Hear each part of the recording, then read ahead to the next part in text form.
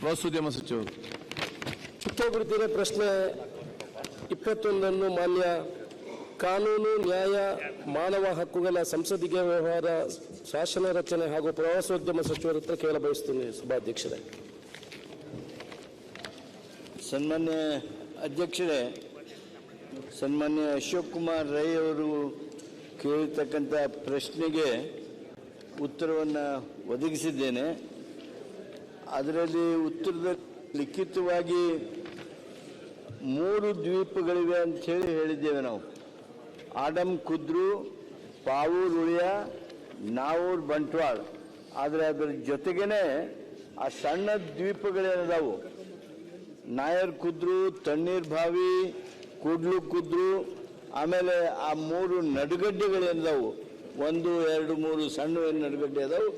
ಅವನ್ನ ಪ್ರಸ್ತಾಪ ಆಗಿಲ್ಲ. ಅದನ್ನು ತಮಗೆ ಮಂತ್ರಿಗಳೇ, ನಾನೊಮ್ಮೆ ಮತ್ತೇನು ತಾವು ಕೇಳ್ಬಿಟ್ಟು ಅವರು ಮತ್ತೆ ಉತ್ತರ ಕೊಡಲಿ ಸಭಾಧ್ಯಕ್ಷರೇ. ನಾನೊಮ್ಮೆ ಕೇಳ್ತೀನಿ. ದಕ್ಷಿಣ ಕನ್ನಡ ಜಿಲ್ಲೆಯಲ್ಲಿ ಸಭಾಧ್ಯಕ್ಷರೇ ಬೇಕಾದಷ್ಟು ಕುದುರೆ ಪ್ರವಾಸೋದ್ಯಮದ ಬಗ್ಗೆ ನಾವು ಹೇಳುವುದಿದ್ರೆ ಬೇಕಾದಷ್ಟು ಕುದುರುಗಳು, ಐಲ್ಯಾಂಡ್ಗಳು ಇದೆ ಸಭಾಧ್ಯಕ್ಷರೇ. ಅದರಲ್ಲೂ ನಿಮಗೆ ಗೊತ್ತಿರ್ಬೋದು, ಆಡಮ್ ಕುದ್ರು ನಿಮ್ಮ ಕ್ಷೇತ್ರದಲ್ಲೂ ಕೂಡ ಐಲ್ಯಾಂಡ್ಗಳಿದೆ. ಅದರಲ್ಲಿ ಏನಾಗಿದೆ ಅಂತಂದರೆ, ದಕ್ಷಿಣ ಕನ್ನಡ ಜಿಲ್ಲಾಧಿಕಾರಿಗಳು ಸುಮಾರು 25-30 ವರ್ಷದ ಹಿಂದೆ ಒಂದು 30-40 ಜನರಿಗೆ 1 ಎಕರೆ ಜಾಗವನ್ನು ಅಲಾಟ್ ಮಾಡಿದ್ದಾರೆ ಈ ಕೆಲವು ಕುದುರೆಗಳಲ್ಲಿ ಸಭಾಧ್ಯಕ್ಷರೇ. ಅದರಲ್ಲಿ ಯಾರು ವಾಸ ಕೂಡ ಮಾಡ್ತಾ ಇಲ್ಲ ಸಭಾಧ್ಯಕ್ಷರೇ. ಅದನ್ನು ನಾವು ಪ್ರವಾಸೋದ್ಯಮ ಇಲಾಖೆಯವರು ವಾಪಸ್ ಪಡ್ಕೊಂಡು, ಅವರಿಗೆ ಕಾಂಪನ್ಸೇಷನ್ ಏನಾದ್ರು ಕೊಟ್ಟು ವಾಪಸ್ ಪಡ್ಕೊಂಡು ಸ್ವಲ್ಪ ಡೆವಲಪ್ಮೆಂಟ್ ಮಾಡಿ ಕೊಟ್ಟರೆ ಎಷ್ಟೋ ಸ್ಟಾರ್ ಹೋಟೆಲ್ಗಳಾದ್ರು ಬರೋರು ರೆಡಿ ಇದ್ದಾರೆ, ಇನ್ವೆಸ್ಟ್ಮೆಂಟ್ ಮಾಡೋರು ರೆಡಿ ಇದ್ದಾರೆ ಸಭಾಧ್ಯಕ್ಷರೇ. ಇವತ್ತು ದೇವಸ್ಥಾನಗಳು, ಈಗ ತಾನೇ ಅವರು ಉತ್ತರ ಕೊಟ್ಟಿದ್ದಾರೆ, ನಮ್ಮ ಗಂಟಿವಲಯರ ಪ್ರಶ್ನೆಗೆ ಉತ್ತರ ಕೊಟ್ಟಿದ್ದಾರೆ. ಎಷ್ಟೋ ದೇವಸ್ಥಾನಗಳು ನಮ್ಮಲ್ಲಿ ಇರುವುದನ್ನು, ಅದಕ್ಕೆ ಬೇಕಾದಷ್ಟು ಪ್ರವಾಸ ಜನ ಇಲ್ಲಿ ಬರ್ತಾರೆ ಸಭಾಧ್ಯಕ್ಷರೇ. ಅದನ್ನು ಕೂಡ ಅಭಿವೃದ್ಧಿ ಮಾಡುವಂಥದ್ದು. ಮತ್ತು ನನ್ನ ವಿಧಾನಸಭಾ ಕ್ಷೇತ್ರದಲ್ಲಿರುವಂಥದ್ದು ನಮ್ಮ ಬಿರುಮಲ ಬೆಟ್ಟ ಅಂತ ಒಂದು ಗುಡ್ಡ ಇದೆ ಸಭಾಧ್ಯಕ್ಷರೇ. ಅದನ್ನು ಕೂಡ ಅಭಿವೃದ್ಧಿ ಮಾಡಲಿಕ್ಕೆ ಪ್ರವಾಸೋದ್ಯಮದಲ್ಲಿ ಅವಕಾಶ ಇದೆ. ಮತ್ತೆ ನನ್ನೆನ ಬೆಟ್ಟ ಮತ್ತು ಗೆಜ್ಜೆಗಿರಿ ಅಂತ ದೊಡ್ಡ ಕ್ಷೇತ್ರಗಳು ಇದೆ ಸಭಾಧ್ಯಕ್ಷರೇ. ಈ ಹಿಂದೆ ಕೂಡ ಸರ್ಕಾರ ಅದಕ್ಕೆ ಅನುದಾನವನ್ನು ಕೊಟ್ಟಿತ್ತು. ಅದನ್ನು ಅಭಿವೃದ್ಧಿ ಮಾಡಬೇಕಂತ ನಮ್ಮ ಮಾನ್ಯ ಪ್ರವಾಸೋದ್ಯಮ ಮಂತ್ರಿ ಅಂತ ನಾವು ವಿನಂತಿ ಮಾಡಿಕೊಡ್ತಾ ಇದ್ದೇನೆ ಸಭಾಧ್ಯಕ್ಷರೇ. ಓಕೆ, ಸಚಿವರು. ಸನ್ಮಾನ್ಯ ಅಧ್ಯಕ್ಷರೇ, ಮಾನ್ಯ ಅಶೋಕ್ ಕುಮಾರ್ ರೈ ಅವರ ಕಳಕಳಿಯನ್ನು ಅರ್ಥ ಮಾಡ್ಕೊಳ್ತೀನಿ.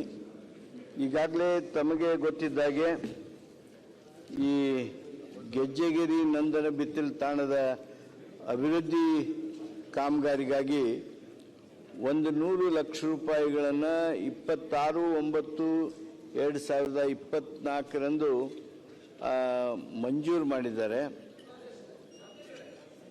ಮಂತ್ರಿಗಳು, ಅದು 2 ಕೋಟಿ ನಮ್ಮ ಶಾಸಕರ ನಿಧಿಯಲ್ಲಿ ಬಂದಿರುವಂಥದ್ದು. ಅದು ಬಿರುಮಲ ಬೆಟ್ಟಕ್ಕೆ ಬಂದಿರುವಂಥದ್ದು ಮಂತ್ರಿಗಳೇ. ಬಿರುಮಲ ಬೆಟ್ಟಕ್ಕೆ ನಮ್ಮ ಶಾಸಕರ ನಿಧಿಯಲ್ಲಿ 25 ಕೋಟಿ ಕೊಟ್ಟದ್ರಲ್ಲಿ ನಾನು 2 ಕೋಟಿಯನ್ನು ಬಿರುಮಲ ಗುಡ್ಡ ಅಭಿವೃದ್ಧಿಗೆ ಇಟ್ಟಿದ್ದೀನಿ. ಅದರಲ್ಲಿ 1 ಕೋಟಿ ಬಿಡುಗಡೆ ಆಗಿದೆ. ಅದು ಈಗ ಕೆಲಸ ಆಗ್ತಾ ಇದೆ. ಬಟ್ ನಂದನ ಮಿತ್ತಲು ಮತ್ತು ಗೆಜ್ಜೆಗಿರಿಗೆ ಯಾವುದೇ ಅನುದಾನಗಳು ಇಷ್ಟವರೆಗೆ ಬಂದಿಲ್ಲ. ಅದರ ಕಾಮಗಾರಿಗಳಿಗೆ ಆರಂಭ ಆಗಿದೆ. ಅದು ನನ್ನ ಉತ್ತರ ಕೊಡ್ಲಿ ಅಧ್ಯಕ್ಷರೇ.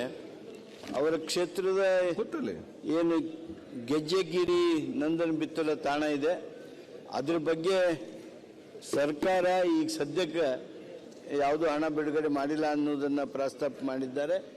ಸದ್ಯ ಆ ಪ್ರಸ್ತಾವನೆ ಈಗ ಇವರ ಪ್ರಶ್ನೆ ಮೂಲಕ ನಮ್ಮ ಎದುರಿಗೆ ಬಂದಿದೆ. ಬರುವ ವರ್ಷದ ಬಜೆಟ್ನೊಳಗೆ ಅದರ ಅಭಿವೃದ್ಧಿ ಕಾರ್ಯಕ್ರಮವನ್ನು ತೆಗೆದುಕೊಳ್ತೀವಿ. ಓಕೆ. ಈಗ ಒಂದು ಆ ಪಾವೂರುಲಿ ಅಂತ ತಾವು ಹೇಳಿದ್ರಿ ಸಚಿವರೇ, ನನ್ನ ಕ್ಷೇತ್ರದಲ್ಲಿ ಬರ್ತದೆ. ನಿಜ ಉತ್ತಮ ಸ್ಥಳ, ಜನ ಕೂಡ ಇದ್ದಾರೆ, ಶಾಲೆ ಕೂಡ ಇದೆ, ಚರ್ಚ್ ಕೂಡ ಇದೆ, ಲ್ಯಾಂಡ್ ಕೂಡ ಇದೆ. ಅದಕ್ಕೆ ತೂಗು ಸೇತುವೆ ಅಂತ ಪ್ರಪೋಸಲ್ ಕೊಟ್ಟು ಫೈನಲ್ ಸ್ಟೇಜಲ್ಲಿ ಇದೆ. ಅದನ್ನು ಸ್ಪೆಷಲ್ ಆಗಿ ಒಂದು ನೋಡ್ಕೊಳ್ಬೇಕು. ಪಾವೂರುಲಿಯ ಅಲ್ಲಿಗೆ ಸಂಪರ್ಕ ಅಂತ ಯಾವುದು ಕೂಡ ಇಲ್ಲ.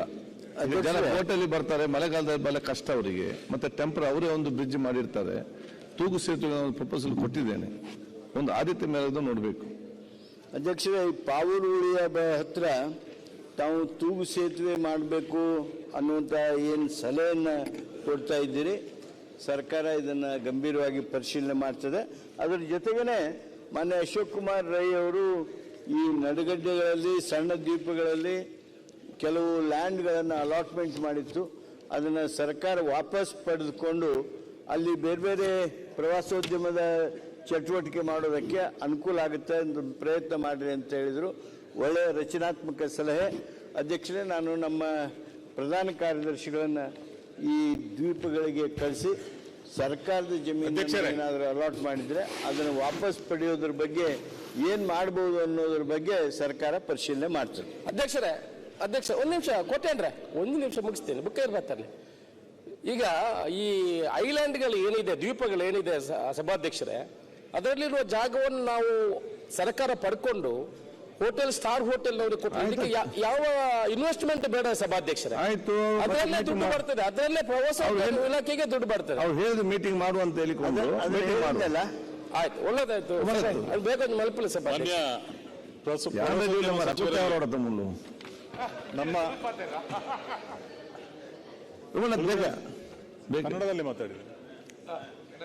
ಈಗಾಗಲೇ ಕರಾವಳಿ ಭಾಗದಲ್ಲಿ ನಮ್ಮ ಸಸಿಹಿತ್ತಲು ಇರ್ಬೋದು, ತಣ್ಣೀರು ಬಾವಿ ಇರ್ಬೋದು, ಕರಾವಳಿ ಭಾಗಕ್ಕೆ ವಿಪುಲವಾದಂತಹ ಅವಕಾಶಗಳಿವೆ.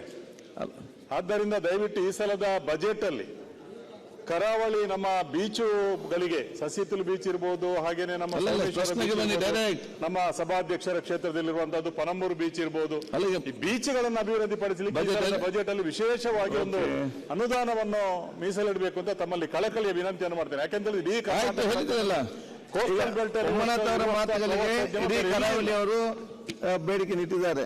ಸಚಿವರು ಪರಿಗಣಿಸ್ತಾರೆ ಮೇಲೆ ವಿಶ್ವಾಸ ಇದೆ. ನೆಕ್ಸ್ಟ್ ಸುದ್ದಿ ಚಾನಲ್, ಕ್ಷಣ ಕ್ಷಣದ ಸುದ್ದಿಗಾಗಿ